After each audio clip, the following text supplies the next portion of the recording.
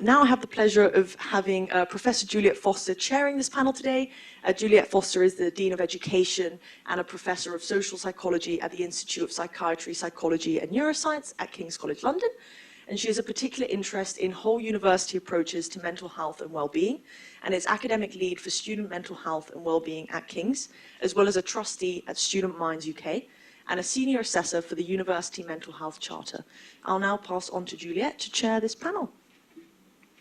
Thank you very much, Rosa. Yes, and just to add my welcome to Denmark Hill, especially if it's your first time at Denmark Hill. This is one of the three campuses of the where we have staff and students from the Institute of Psychiatry, Psychology and Neuroscience. So it's a pleasure to have you here for this session today. So first of all, I'm going to introduce the three speakers we have on the panel today, and then I'll say a little bit about how the session's going to run. I have them in an order that they're not sitting in. So I'm going to introduce, first of all, Professor Andrea Miceli. Andrea is a Professor of Early Intervention in Mental Health at King's College London, here at the IOPPN. His research explores how our environments, from busy cities to green spaces, shape our mental health. Turning the page. And he uses quantitative and qualitative methodologies in that, and studies the impact of climate change in particular on vulnerable urban communities, and looks at how contact with urban nature can help to protect our mental health. We also have Aditi Sathian, who is a final year BA International Relations student here at King's, and also works as a Sustainability Education Assistant for King's Climate and Sustainability, supporting climate education initiatives across the university. And helpfully today, her work sits at the intersection of mental health, climate justice, and also youth empowerment. And she's also a member of the Student Advisory Committee at Student Minds UK as well. Aditi contributes student insight to shape national mental health policy, strategy, and also engagement, and is also communications and fundraising volunteer manager at the grassroots agricultural NGO Thriving Youth Farmers Uganda. So through her academic work, her advocacy, and also her community roles, she seeks to amplify student voices and also turn awareness into meaningful action, which is another theme for today's discussion as well.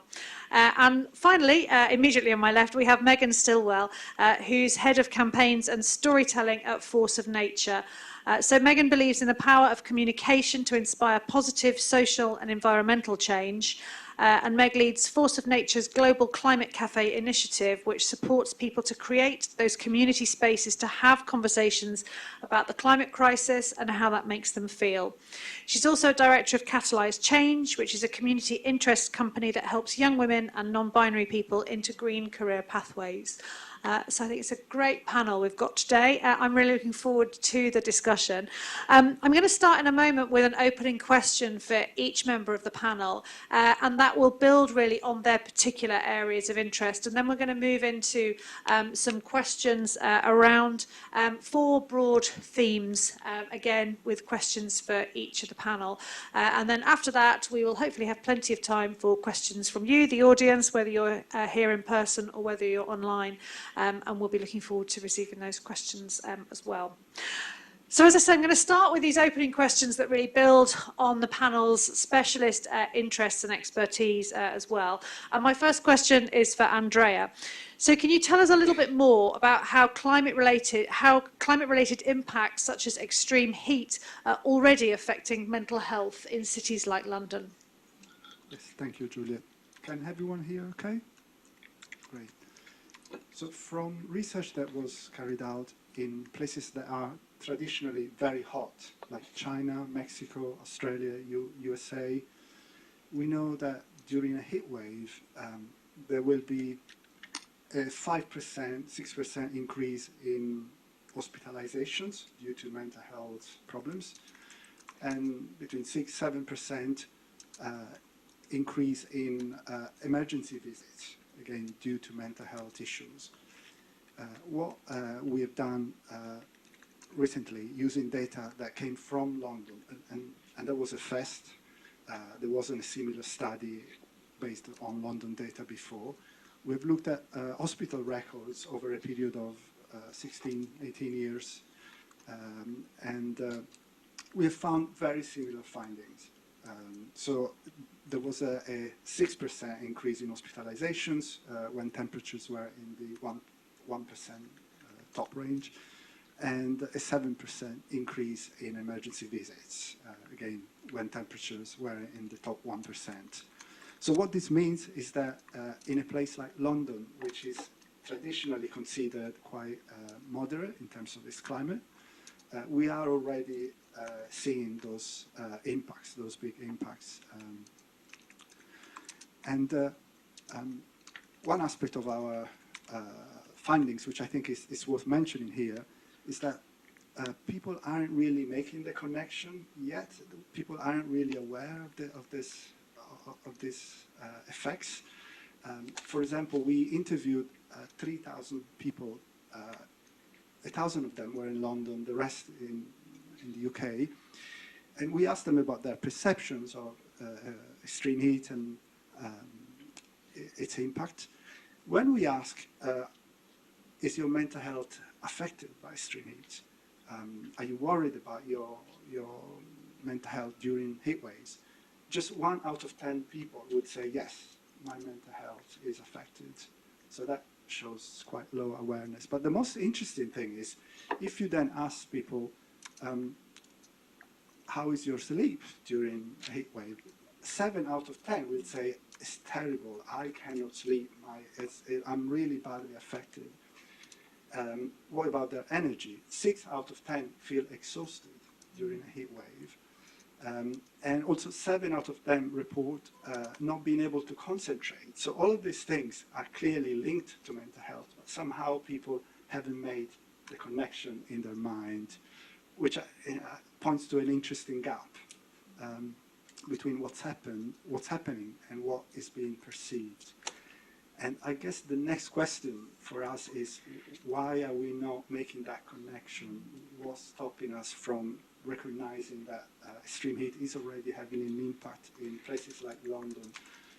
And I think we're not prepared culturally. Last week I was in a bookshop and I was looking at cards, and there was a card which said, "You are the hottest human on the planet." And that really made me think about how we use the word hot. We talk about something being hot to mean something is cool.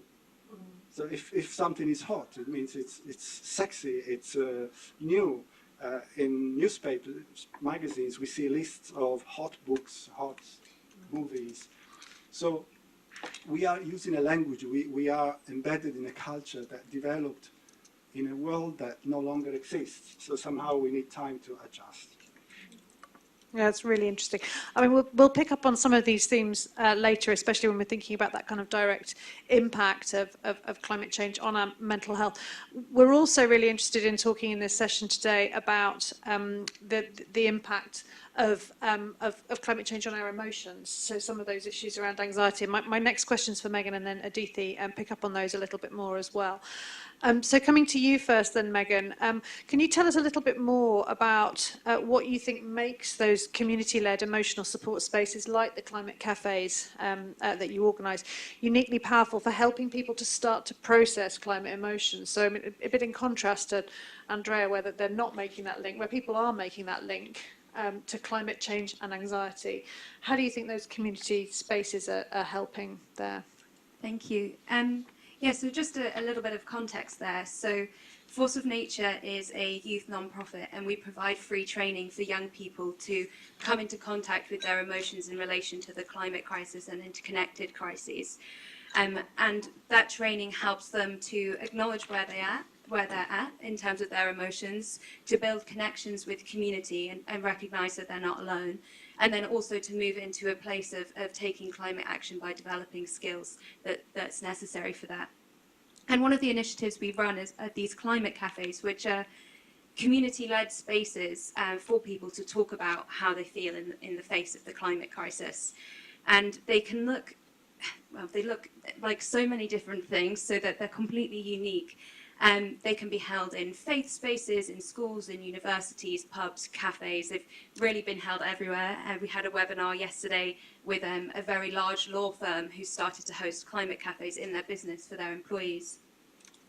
And these spaces are for people to be able to come together and find comfort in their shared experience of recognizing that actually the climate crisis is scary and overwhelming, and to be anxious in the face of it is actually a very rational, normal and human response.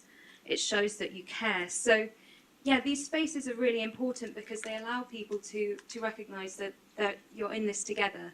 Now, often people are feeling like, you know, you're 1 in a million, how are you going to make a difference? But actually you recognize that you're not 1 in a million. You're there with everyone in this room, I presume, is somewhat interested in the climate crisis and taking action. So yeah, you're not alone, and that provides a basis for kind of collective grief, for processing of emotions, but then also for hopefully some level of collective action, depending on what is needed in that context. And so yeah, we're developing these climate cafes, and we're starting actually to build out a research base to understand the importance of them and to kind of have a bit of evidence to say whether these spaces are actually making the difference that we see they are kind of anecdotally. Yeah, thank you. Thank you. Yeah, and that's definitely a theme we want to pick up right the way through this session, is thinking not just about those impacts of climate, but also thinking about trying to express a bit more hope and a bit more action around that as well. So we'll definitely come back to some of those their themes later in the discussion as well. So final opening question then is for Aditi, and this kind of picks up on on some of those points that Megan was just making, actually thinking about your own experience in student mental health advocacy, but also probably as a final year undergraduate who's thinking about her own future as well, more personally. Can you tell us a little bit about how you think climate anxiety is influencing young people's long-term thinking, identity and their life decisions? Yeah, so from my own experience working with student mental health advocacy, particularly through my role as a student advisory council member at the mental health charity Student Minds, I've really seen firsthand how climate anxiety can shape how young people think about the future or how they imagine their future in quite profound ways. I think many students feel a deep sense of uncertainty about what lies ahead. I think it really influences their decisions on careers, relationships, or even whether they want to bring children into this world. I know many of my friends just want to live alone with 6 cats. So climate anxiety is not just the fear of environmental collapse, but it's also like deeply woven into our identities and how we understand our responsibility to the world. I think what really stands out to me is how this anxiety can be quite isolating at times, because a lot of students carry these worries silently because we don't have the platform to share them openly, and we end up feeling quite overwhelmed or even powerless as a result of this. I think that's why I want to point out University Mental Health Day, which is run by Student Minds in collaboration with the University Mental Health Advisors Network. It's actually on March 12th this year, and the theme of this year is human connection, which I think is actually very important because the purpose of the University Mental Health Day is to bring communities together and to allow students to process this shared anxiety together. So I really think that when students are given the space to talk about anxiety, to talk about climate distress, it can really transform that anxiety into shared action and make it into something more collective and manageable. I also think having shared conversations like what we're doing right now can really shift the narrative from individual fear to shared responsibility and collective action. So I think climate anxiety can actually be a good way to push young people towards specific purpose-driven choices. Like, for instance, I think I'm a pretty good example of this. I remember back in school how daunting it was to learn about sea levels rising and the ice caps melting, but I've chosen to channel that anxiety into something more tangible. So like Juliet mentioned earlier, I work with King's Climate and Sustainability as a sustainability education assistant, but I also volunteer remotely at a grassroots NGO in Uganda that works on empowering the youth and women to just help build the food security in rural communities. So there's really lots of opportunities for young people to turn anxiety into something more productive. So I really think that when supported by universities, peers, or just wider networks in general, students can really transform climate anxiety into something more empowering, and creating spaces for connection and dialogue is really the key to this, because this would then ensure that young people don't feel like they're alone and they don't have to carry the emotional weight of the climate crisis alone as well. Yeah, thank you so much for sharing all of that. I do think it's so important when we are thinking about young people's mental health and well-being that we're remembering these bigger pictures. So much of the discussion can come down onto these very kind of individualised considerations, when actually when you put this in the context of what's going on across the world and the challenges that our young people are facing, it's not really a surprise that we're considering these issues, these impacts on mental health more broadly. Thank you so much for those opening thoughts. We're going to move on to, as I say, we're going to hopefully quite quickly actually run through 4 of these thematic areas, and the first one is really kind of around trying to think about setting the scene a little bit more and thinking about climate impacts and mental health in a bit more detail. So I'm going to come back to you first, Andrea, with a question on whether you can tell us a little bit more about what your research tells us about which aspects of the environment, so thinking about heat waves, lack of green space, urban noise and so on, which would you say pose the greatest mental health risks? Well, I would say this is quite context specific. I don't think you can just identify one aspect across the board. And I would also say that different groups and different individuals carry different vulnerabilities. So, for example, our research, as well as previous research, shows that people with an existing mental health condition, also an existing physical health condition, are at greater risk of experiencing mental health problems during a heat wave. This is also something we found in our survey. In general, people are not so worried about mental health impacts of heat waves, but if someone has a pre-existing mental health condition, then the chance of them being very worried about it is much higher. So about 8 out of 10 people with a mental health condition would be very worried about their mental health during a heat wave, as opposed to 1 out of 10 if people don't have a mental health condition. So this is definitely a risk factor, a contextual factor that we need to pay attention to. But there are many other risk factors, for example, reduced mobility, learning disability, of course. Those who come from low income groups have less opportunities to pay for air conditioning or have a well-insulated place. And there are also homeless people who are at great risk, and some age groups, young people and the elderly particularly. So all these contextual factors are really important, but it's also good to focus on those factors that make you more resilient. It's not all about risk. And we know that there are 2 factors that are really helpful here. The first one is living near a green space or having access to a green space. Again, that's been shown across a number of contexts and countries and cultures. And the second one is social connection. And I think the reason why it's so important that we focus on these 2 factors is that when it comes to trying to minimize impacts, then of course there are things that we can do on the day. When it's really hot, you can shut your curtains and you can drink lots of water. These are all practical things, in a way obvious things that you can do on the day. But I also think the real impact, what you can do, which is very impactful in the long term, is something that happens outside the periods of extreme heat. So when it's a nice day, a sunny day, but not too hot, that's when one can go and meet their neighbor. And if you know your neighbor, you can check in on each other if it's really hot. So you're less isolated.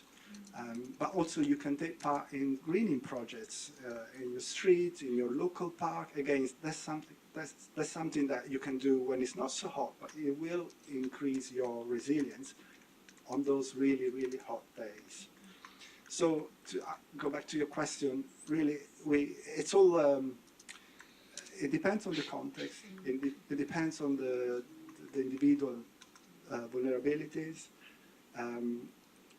So we need to consider the risk factors and also the resilience, the protective factors.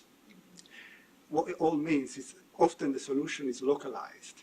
There aren't going to be big solutions that work across the board. We just need to be nimble and develop solutions that are sometimes even hyper-local. Thank you. Yeah, and then just coming back then, Aditi, to some of the points that you were raising earlier as well. So, given that young people are reporting this rising eco-anxiety, how do you think this is showing up among your peers at King's or through the work that you're doing via Student Minds? I think, like I mentioned before, eco-anxiety is not just fear about the climate crisis, but it's also something that shapes everyday decisions and emotional well-being of most students. I can think of a specific example of this. So I'm actually the campaign lead for this campaign at the King's College London Students' Union called Fossil-Free Careers. And through this, I've realized that anxiety is also deeply tied to questions of values, work, and the future. So just to give some context, so Fossil-Free Careers is a student-led campaign at the KCLSU, and our aim is to challenge King's careers and employability to stop giving a platform to fossil fuel industries and other mining industries, so any harmful industries basically, and instead to support more sustainable and more social justice aligned career pathways. And I can think of a really formative moment during our campaign last year, which was during a banner making session that a lot of students participated in. It was actually displayed in the Great Hall in Strand campus, which was quite cool. But what started off as a really creative, low pressure activity, it really showed me that students tend to open up about their fears, being trapped between financial security and moral responsibility, about burnout, and also the emotional toll of constantly being told that their future is at risk. And I found out that this campaign is not just about the careers policy, but it's also about just giving students a place to process their shared anxiety together. So what I see repeatedly is that eco-anxiety often becomes isolating, but it's really collective action that makes it more manageable and really transforms it. So I think like activism, especially student activism, offers like connection, purpose, and even a sense of agency, which can be quite protective for our mental health. However, it also highlights the need for universities to really step up, because students shouldn't have to rely on activism alone to cope. I think eco-anxiety is a structural issue, so addressing it does require institutional responsibility, alongside student-led spaces to create more space for communication and care. Thank you. I love how in the themes we were moving from kind of the scene setting through to the solutions, but actually what we're seeing is the solutions and the activism running right the way through all of this, which I'm really enjoying. So thank you. And following on from that, my next question for Megan actually, I guess ties in really to what you were just talking about a little bit in terms of your personal motivations, but within that wider structure as well. So Megan, can you tell us a little bit about what inspired you to think about working at that intersection between climate change, community, and also well-being? Thanks. Absolutely. This is an easy one because it's about me. I don't have to remember much. So I actually studied psychology. I did Bachelor of Science in Psychology at the University of Nottingham back in 2015. And I knew deeply that I wanted to kind of help people. That was just kind of my only mission. I just want to help however I can. And I cared deeply about the environment, I still do, and humans. So it was really quite a natural connection between the two. I was working for an environmental communications agency called Greenhouse Communications, and I was creating these daily newsletters of climate news every single morning, 8 a.m.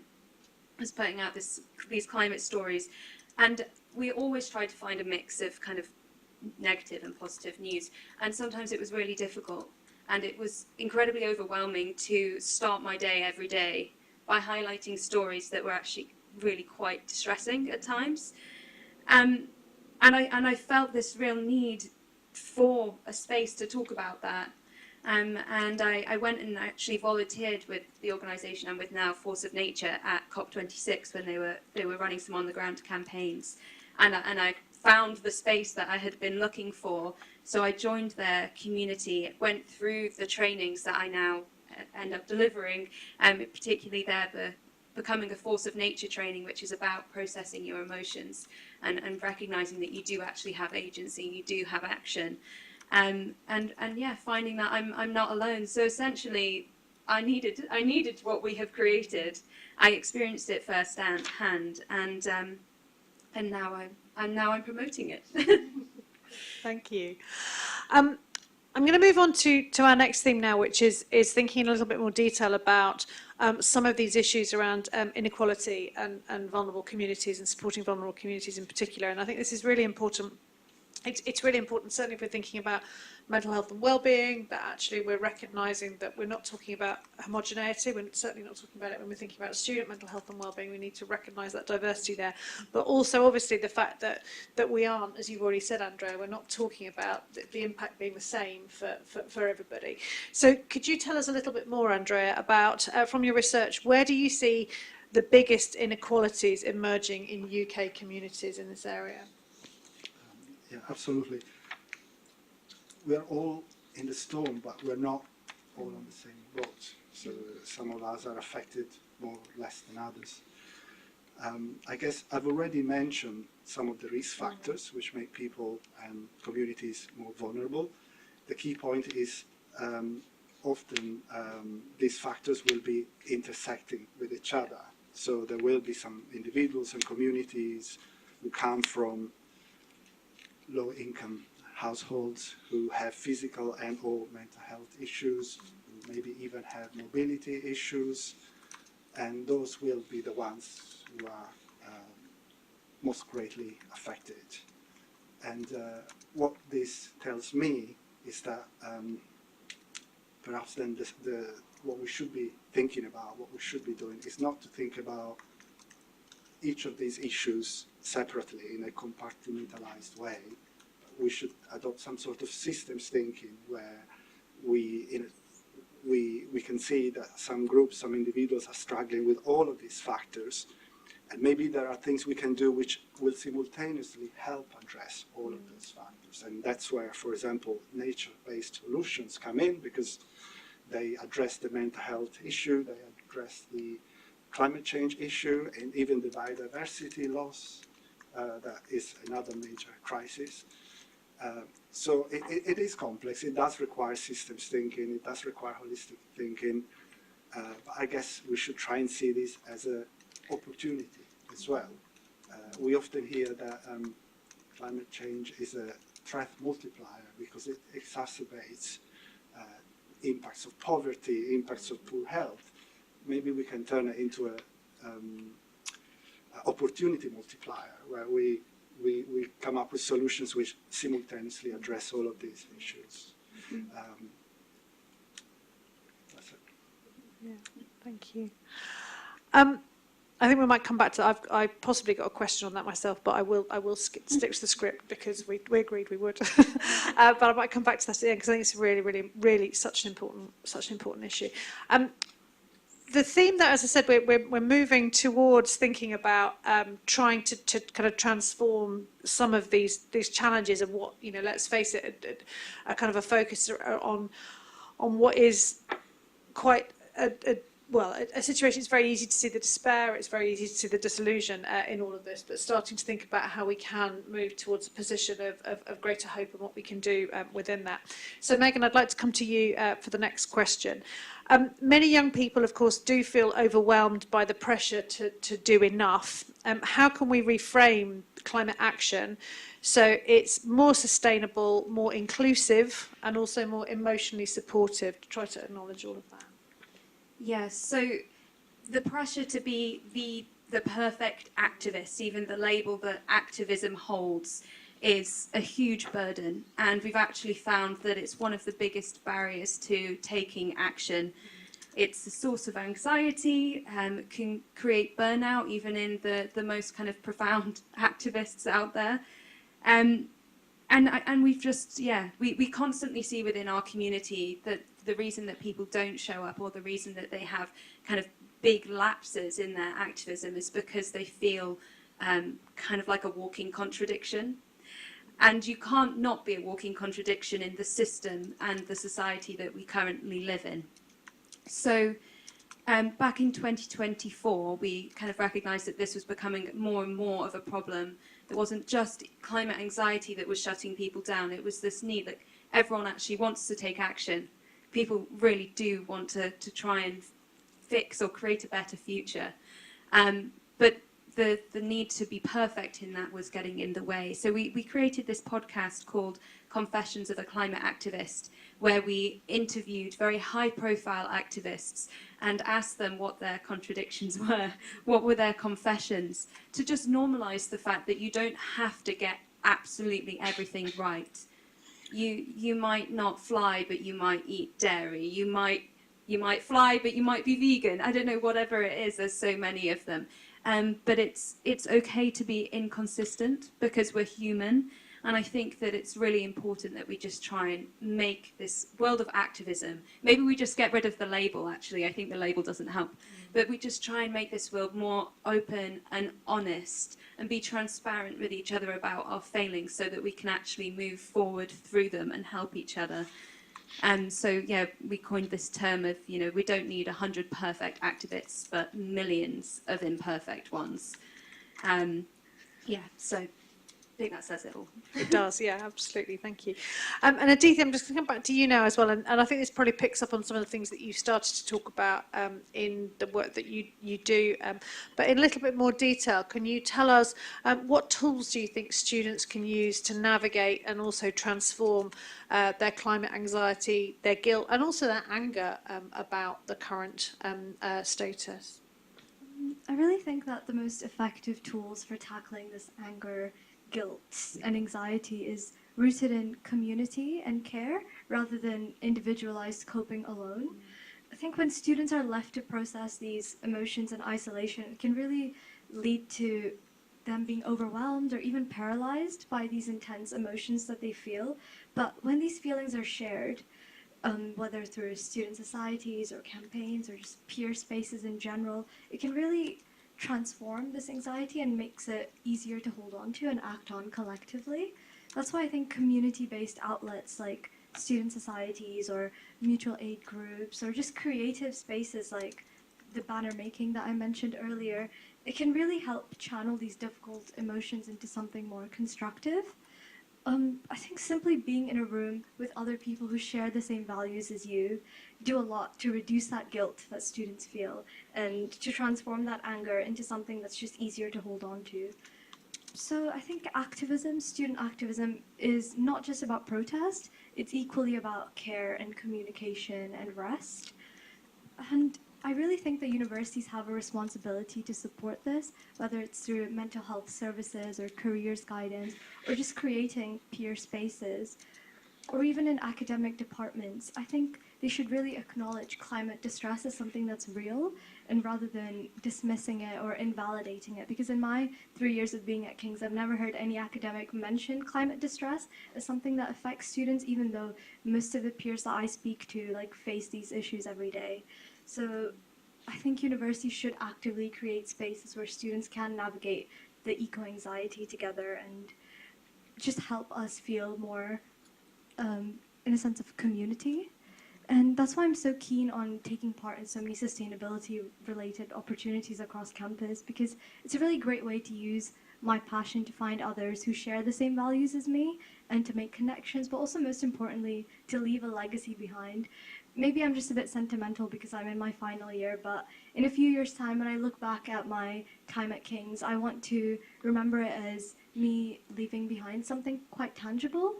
So it shows me and others that I did not just sit back and watch, but I actually got down on the ground and I got my hands dirty. So, and ultimately, humans are social creatures, right? So community is really the answer. That's kind of what I really want to stress today. So community reminds students that we're not alone and that addressing the climate crisis is a shared responsibility rather than a personal burden. Thank you. Yeah, we're going to come back to that community point for our final theme because I think it's so important. But before we move on to that theme, I just want to come back to Andrea as well because you've already highlighted the inequality that we see across across the board really here, and the importance of that kind of intersectionality when we're considering it. But how can we then ensure that interventions that might be being put in place are accessible, inclusive and designed with those vulnerable communities in mind as well? Yes. Well, we know that if we as academics come up with some sort of solution, some kind of intervention, and we validate it and we package it, what's going to happen is just not going to be adopted. It's happened to me in the past and it happened to some of you. But equally, I do think it is naive to expect local communities to come up with all the solutions and know exactly what they need to do and what needs to happen for their problems to be solved. So the way forward has to be a conversation, an exchange between the academic experts, if you like, and the experts on the ground, the lived experience experts. And it is a bit scary because we don't know where this conversation is going to go, if it's going to go anywhere. But we know that the other two ways of doing things are not going to work. And just to make all of this a bit more practical, as part of an ongoing project on extreme heat and mental health, we are developing something we've called the Experimental School of Urban Ecologies, which is basically a series of conversations, a series of exchanges between scientists and members of a specific community based in East London who are facing climate-related challenges. And the focus of these conversations and these exchanges is very much on solving practical problems. So the idea is that the students on the course come to these conversations with practical problems. Something like, my auntie lives on the 17th floor of that building and it gets really hot in the summer, but she's got reduced mobility and the windows don't open. What can be done about that? And that's a challenge, a practical challenge for us as academics, but also for the local people who have local knowledge and probably are facing similar issues. So that's an example of co-production. So I'd say it has to be co-produced. And secondly, as I've mentioned before, it needs to be localized because there isn't going to be a solution that works across the board. That's great, thank you. Okay, so we're going to move on to our final theme, which, as I say, is based around the idea of community, but also thinking about some of those more nature-based solutions that we've referenced across the course of the discussion too. So Megan, I'm going to come back to you first of all. So in your work with the climate cafes and also the storytelling programs, you've seen how community-led spaces can help people to process those overwhelming climate emotions. What do you think are the most powerful ingredients that turn those gatherings into catalysts for connection and action rather than just places to sit with that anxiety that we've referenced throughout the discussion? Well, fundamentally, I think they actually are places to sit with anxiety, and I think that's okay.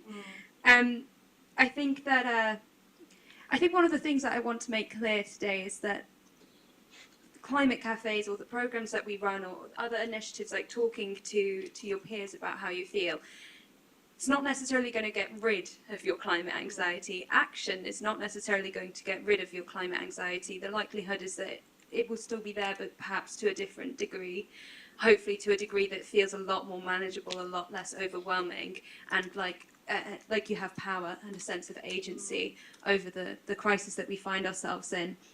So those spaces do create community, and they hopefully can create action, but they actually are just to sit in those feelings, acknowledge them, and hopefully create space in order for other feelings such as hope and optimism to arise. And I think, I mean, I'm sure there's probably a few psychologists in the room, as we are in the IOPPN, but Yeah, I think that the anxiety is actually this internal compass that helps you understand and navigate the world, helps you recognize actually I'm anxious and that is something that it's because something needs to change, and actually gives you that feeling of actually maybe I can make that change and there's a reason that there's an anxious part of me right now. Yeah, so we need to kind of be able to move from that anxiety, recognizing it'll probably still be there, but be able to do that in community that provides that space for creating solutions that work together. Where am I going with this? Come back. The things like the climate cafes are spaces for sitting in anxiety, but also they're spaces for finding hope. You may go to a climate cafe and feel completely hopeless yourself, but someone else there might have this glimmer of hope, or they may inspire you to take action that you hadn't thought about. You may find that there's someone there who you wouldn't expect to care about the climate crisis at all, but they're sat there and you realise actually you're not alone, you're not one in a billion, you're one in many who want to make a difference, and that you can. So I think that the climate cafes allow us to sit in the muck, which is actually really important. We're in very muddy waters, and we have to sit in that and recognise it, and also to kind of go a bit Buddhist on us to find the lotus in the mud as well. So I'm hoping that these climate cafes and these programs allow us to relieve ourselves of that emotional burden, so that we can look towards action and towards hope and building a better future for all of us. Thank you so much. Adithi, you've spoken a little bit already about the student-led climate action, the fossil-free careers campaign, and the kind of creating those sort of micro-communities that support well-being as much as activism. And you've also said, I think really importantly, that universities have a really important role to play in this. Could you say a little bit more about what you think universities can do to help students to build those supportive spaces and turn that climate anxiety into shared purpose, rather than that isolation that you referenced at the beginning that obviously is so problematic? Yeah, I think from my experience, student-led campaigns like Fossil Free Careers have shown me that when students are given the space to come together around shared values, it really shows that activism is as much about care as it is about protest. And it kind of goes back to what I was saying earlier. Like, universities can really support this by firstly legitimizing climate anxiety as something that's very real and valid, rather than something that students should manage alone. So for instance, Fossil Free Careers was created by one student 2 years ago, and the fact that the Students' Union gave her the space to do that, I would say is quite an important step. But also, like, openly acknowledging climate distress as a real valid issue within mental health services and careers guidance and academic departments as well. And also, I think universities should really invest in infrastructure for community building, whether that's through accessible funding or meeting spaces or staff allies, which I've personally found to be really useful for the Fossil Free Careers campaign, and also just flexible timelines that recognize the emotional toll this takes on students. It could even be something as small as like supporting these low-pressure creative activities like the banner making or discussion workshops or just reflective spaces to be in. It really helps students connect without the constant pressure of being productive or being strategic. But lastly, but most importantly, I really think universities should align their institutional priorities with student values. And that's something that Fossil Free Careers is looking to do this year. So for instance, we really want to embed our campaign within the King's sustainability strategy, so that all of the stakeholders that are part of the strategy have a real commitment to holding on to the objectives that are in there. So having transparent sustainability commitments is very important, but also just having meaningful dialogue with student campaigners. Like, I can't tell you how many times we've been shut out or just ignored by professional services. Apologies if anyone here is from professional services.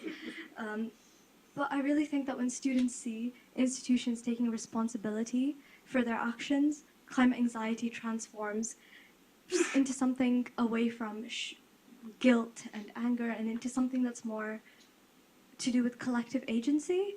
And I think that shared purpose is really important for our mental health. But if anyone does want to learn more about the Fossil Free Careers campaign, please do find me after this panel event. I'd love to share more details where I'm not being recorded. Yeah, absolutely. And we will have networking once all of this finishes, so please do find Aditi if you want more on that. I'm going to come to Andrea now with the last question for this theme. So you've talked a little bit already about some of those nature-based interventions, so microgreen spaces, biodiversity, sensory nature contact, and so on. Can you tell us a little bit more about how those can actively help to protect mental health, even in dense cities?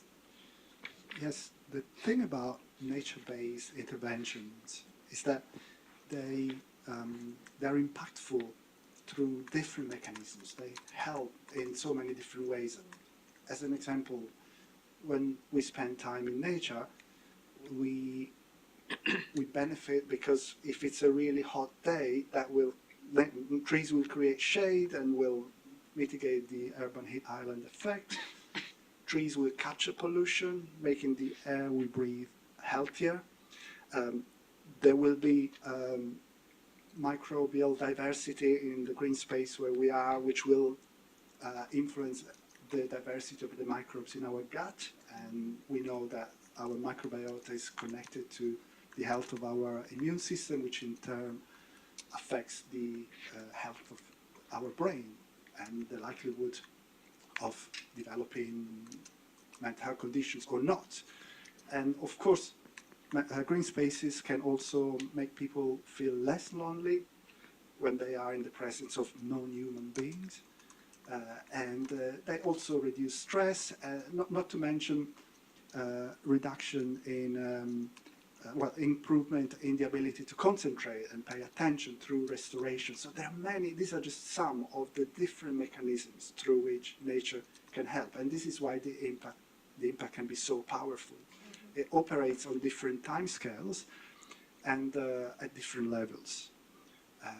But also the thing about nature-based interventions is that they're not just benefiting our mental health, but if we recalibrate our relationship with the natural world, we're also starting to recalibrate the way we relate to nature in general. Let's not forget, we're here to talk about climate change, extreme heat. It all comes down to our extractive approach to nature, where we just take and take and take and take. And this is at the core of what we're talking about. So changing the way we relate to nature, and it's a win-win because it will benefit us as individuals, but it will also start addressing this fundamental issue. And this is an example of systems thinking. It's an example of holistic thinking where we are addressing multiple issues at once. Thank you. Yeah, it's really interesting how the same themes are coming up in so many different ways.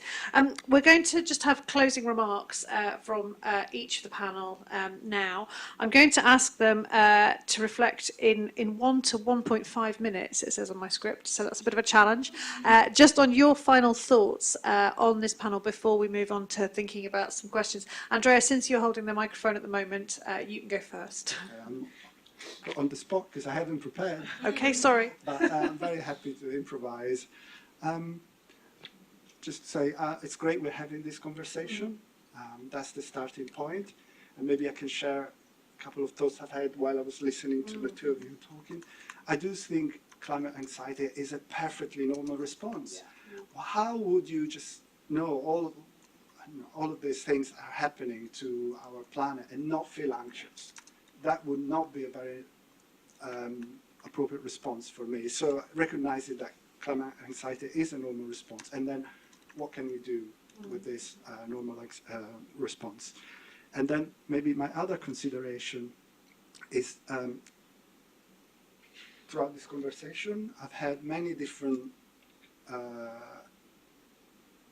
emotions, hope, anger, fear, anxious, and I think it's good to recognize that there are many different emotions associated with climate change, the whole spectrum. Perhaps one emotion that hasn't been named yet, so I'm going to do that, is love. We feel love for the planet, for what we are losing, what's happening. So recognizing that there is this complexity of emotions, I think that's also quite important. We feel hunger, we feel anxiety, we also feel love, we feel hope. That's part of human nature, I guess. Thank you, that's really important. Megan, can I ask you for your final reflections? I think we should make love part of all conversations. That's brilliant.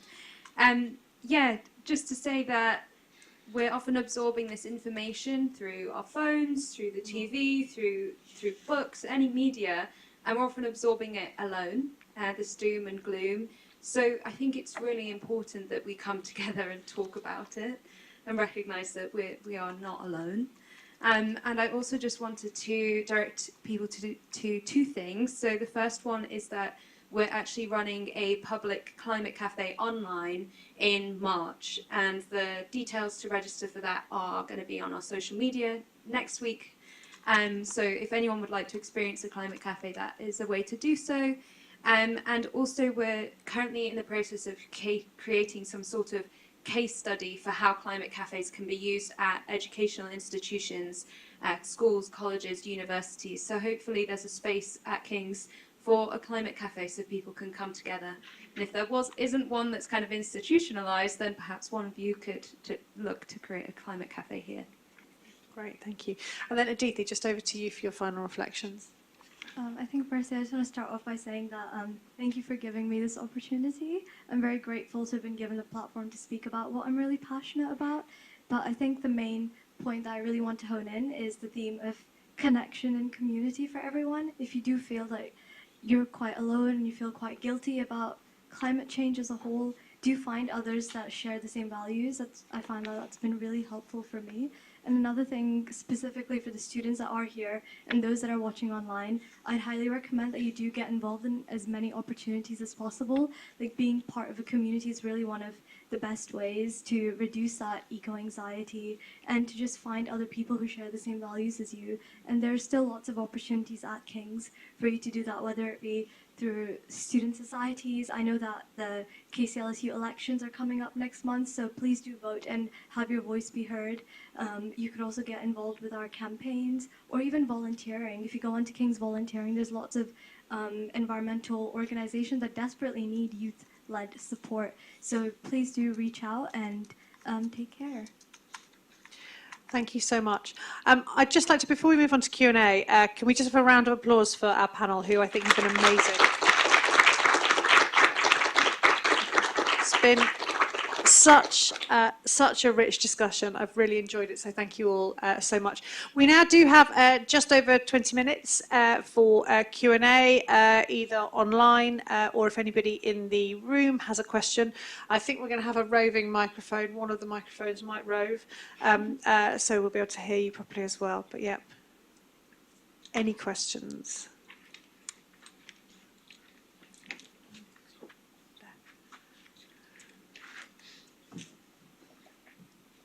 Hi, thank you very much for this really interesting discussion. So I had a question about the eco-anxiety. Since Megan, you mentioned sometimes it's really helpful to see people at your climate cafes that you wouldn't usually expect there. So it feels very much like a young female issue, climate anxiety. Is that the case? And what kind of people do you see at the climate cafes or also within King's? I don't think it's a young female issue. Well, it is, and it's an issue for many other people as well. The range of people we see at climate cafes is fascinating, actually. It kind of depends, because it depends who's hosting the cafe. So we hosted some at the Natural History Museum lately, and they were completely open to the public. And we had people who were working in the environmental sector. We had young people, but then we also had teachers, parents, business people, people who were completely separate to the climate world as you might see it. So I definitely don't think it is an issue that's either limited to young people or to a specific gender. I actually think that we're finding more and more parents are talking about it, and grandparents, particularly in the light of more like how are my children going to survive? You know, no, I won't get depressing. Never mind. But yeah, it's actually a really wide-ranging issue, and I think that it's really important that we consider it to be so, and that we actually have intergenerational dialogue. I know we're a youth organisation, and we kind of support people 16 to 35, but we could go on and on and on and on. We just have to be more specific, because otherwise we won't get any funding. But yeah, it affects everyone.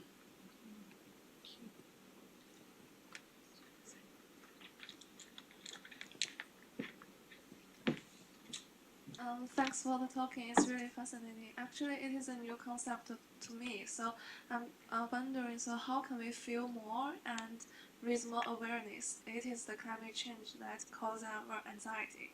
And how can we identify and localize ourselves in the community more?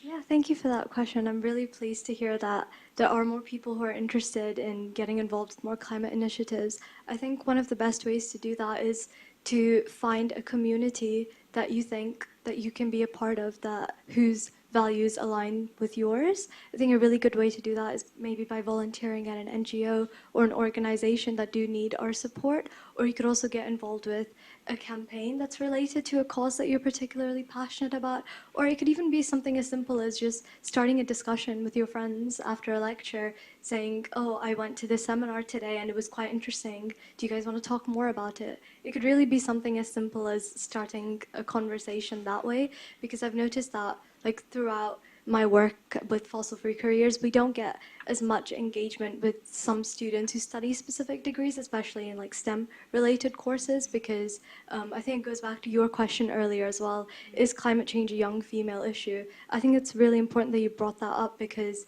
there's a very common stereotype that only certain types of people are invested in these issues, and it's not everyone.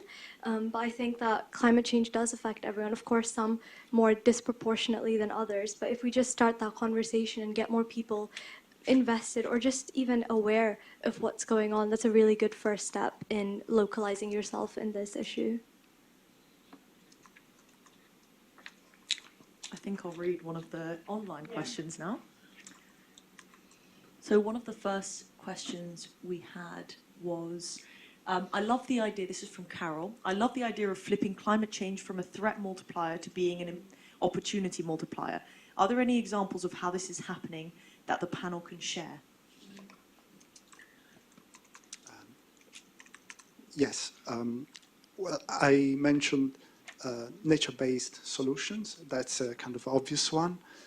When we spend time in nature through, for example, a greening project, conservation project, that benefits our mental and physical health. But we're also enhancing the natural environment around where we live, around where we work. And we're making connections. Often you do this as part of a group. There are many allotments near where I live here in London, and that helps create community. So that's an example where someone who might feel a bit anxious, a bit lonely, a bit disconnected from their community, they can do something very practical that will enhance the space where they live or work. It will help them connect with others. It will also benefit their mental health and their cognition in multiple ways. So that would be a good example. Thank you. I'll go to the next online question. Do you think the phrase eco-anxiety has led to the unfortunate stigmatization of climate emotions, as this is painted as a pathological rather than a rational response to the climate crisis? Or do you think that the word anxiety in conjunction with eco demonstrates the urgency to address mental health aspects of experiencing climate change? I think when we label anything, it starts to build stereotypes and taboo. I think that the word, we've actually moved away, first of all, from the word eco-anxiety. We use the term climate anxiety. I think that It's a difficult question because I think that it's really important not to pathologize climate anxiety because, as we were saying earlier, it is a very rational response to an incredibly overwhelming polycrisis.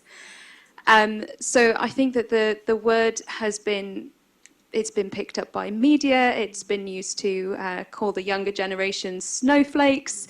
I don't think the word is necessarily useful. I also don't think that the word activist is necessarily useful, as I was saying earlier as well, because we can all take action. But I do think that when it was first coined, it was incredibly helpful for the people who didn't know what they were feeling and needed to understand it. It gave people a kind of a route into their emotions and also kind of a bit of a validity and a legitimacy to the overwhelm that they were facing. Yeah, I don't know if that fully answers the question, but yeah. Any questions in person?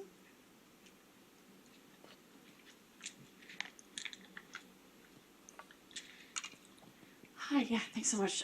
Really interesting panel. I just wanted to pick up on this theme of connectedness and community that you in particular brought up, DG, because I completely agree and it really resonates. You know, I never feel more hopeful about the climate than when I'm in a room such as this, actually talking about it to other people. But I suppose the flip side of that is, I mean, I personally never feel more hopeless than when I'm talking to someone who maybe fully acknowledges the extent of the climate crisis that we're currently experiencing, but is just does not believe that collective action is particularly likely or particularly likely to be effective. Like, yes, we should do something, but people just aren't going to, so, you know, what's the point kind of thing. So I suppose my question is that something that resonates from, you know, your own work with students, with young people, and how do we support young people with their mental health in navigating these conversations, both, you know, maybe seeing them as an opportunity to empower people in climate action, but also not adding to some of these things around guilt that we've already mentioned, not making people feel like they're responsible to make other people also climate activists.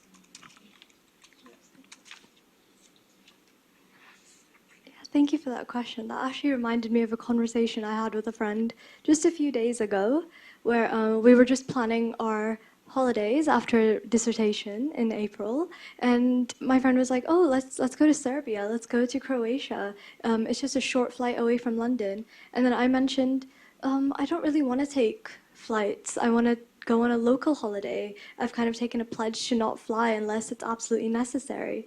And my friend was quite taken aback. She was like, "Well, the plane's going to fly regardless of whether or not you're on it, so why does that matter?" And she was like, "Well, Taylor Swift flies a private jet. Like, why does it matter if you're on a plane or not?" And that kind of broke my heart a little bit because it made me realize that, oh, even my closest friends don't really share the same values as me. Maybe they don't care as much about something that I'm so deeply passionate of. But I think it's important to realize that at the end of the day, not everyone's going to care as much as we do, and that's okay sometimes. You can't force someone to care about something, but the change really starts with baby steps. Maybe it could even be something as like, "Oh, I just want to share this article with you. Would you be interested in reading it?" Or just kind of starting a small conversation that way could kind of be helpful, even if at the end of the day they don't change their mind and my friend is still going to take 10 flights a day. Just knowing that I tried would really be helpful, I think. And even like channeling that into something a bit more constructive or productive would make me feel less like guilty about having people around me who maybe don't share the same values as me. So I think that is something important to keep in mind, but also for my own sanity.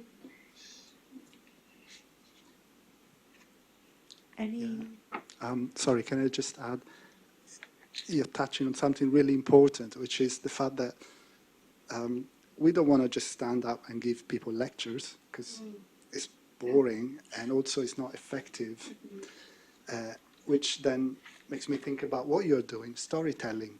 That can be a really powerful way of just showing people solutions, alternative ways of doing things through storytelling, as opposed to, "Look at me, this is what I'm doing, this is what you should be doing." So I do think maybe we should try and think about communicating values and solutions through more creative ways. Perhaps that will make our communication more accessible. I'm going to add a little bit as well. Is that okay? Yeah, I think the first thing I want to say is if you're trying to get people on board, is to consider the opportunity multiplier, and that people may not necessarily want to take action on the climate crisis, but there's probably really relevant and interconnected issues that they do want to take action on. So meet them where they're at, meet them with the issues that they want to resolve. And actually, if we're kind of building a better, more sustainable future, it's very likely that those actions will also be beneficial for the climate crisis. But another thing that I just wanted to add was, because you asked how do you deal with that yourself? How do you kind of come to terms with the fact that there are people out there who just seemingly don't care as much? And first of all, it's really difficult, and that's why we just have to talk about it and find the people who do care, so we can continue to feel inspired and motivated. But also, I think it's just really standing by your values, and as I said, not in a perfect way. It doesn't mean you can't be inconsistent, but kind of walking the walk in the way that you want to, and that will slowly, very slowly, just start to rub off on people and reflect in them. And it can take a really, really long time. I'm talking years, but sometimes just the actions you have and the values you have, if you do them in a way that's incredibly genuine, they can just start to rub off on other people. So I think just be you and do the things that you care about.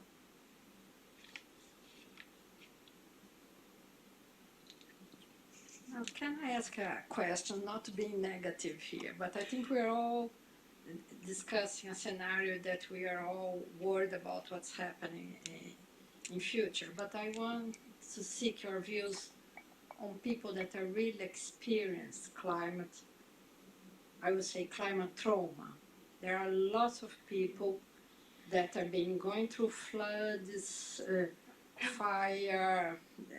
People are really, really struggling in that way. So what are your views in terms of what kind of support or conversations we can have? I think storytelling is quite strong in this case in terms of bringing other side. And some people, I know that developing countries were affected and people might not pay much attention.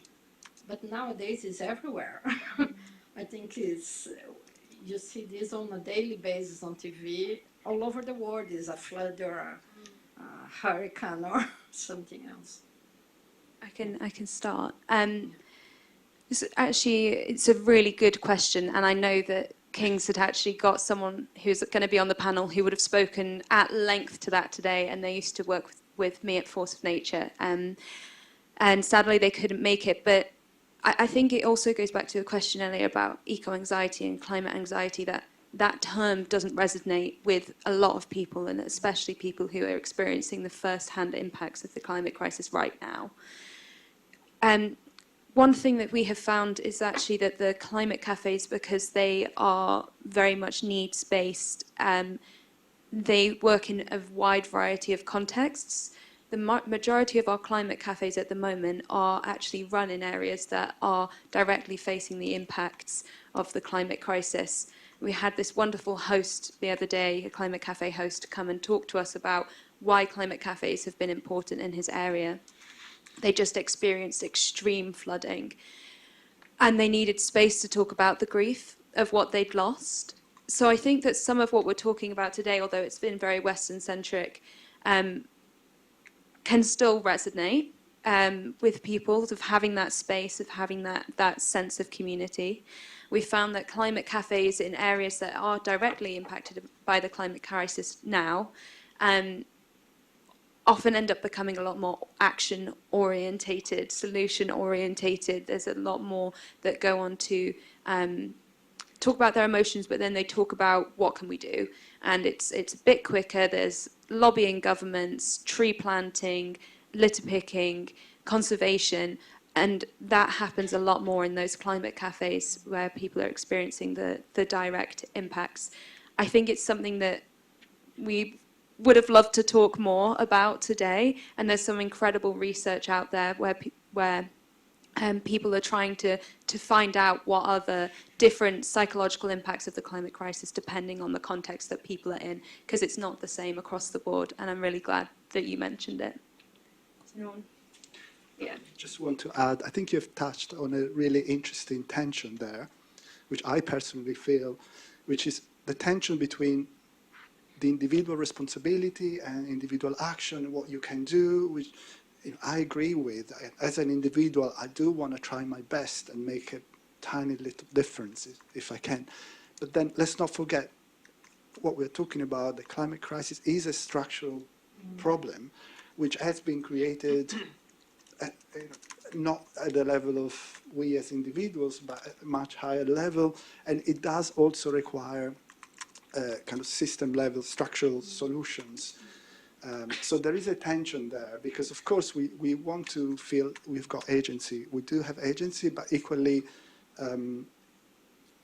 it's not just, the responsibility is not just on us as individuals. So what can we do? You mentioned lobbying the government, and I think we should, it's a tension for me personally, and I think it's a tension for a lot of people, to what extent it's us as individuals, to what extent it's a much bigger structural problem.